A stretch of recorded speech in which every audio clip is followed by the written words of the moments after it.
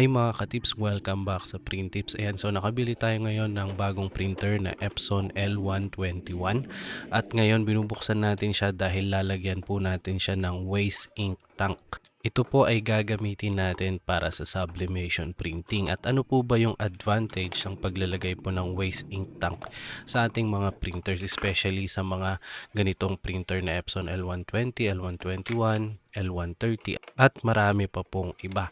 So advantage po nito, syempre hindi na po tayo magpapalit every time ng tinatawag po na waste pad. So magastos din po yon. So sa pamamagitan po nito, hindi nyo na po kailangan bumili nun. Kailangan nyo na lamang pong gawin ay i-reset po ng i-reset every time lumalabas po yung error na puno na po yung waste pad natin.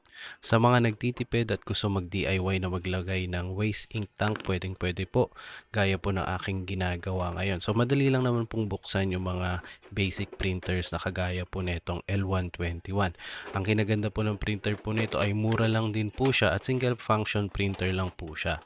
No, madali lang din po siyang i-maintain kung sakaling nagkaroon po ng problema.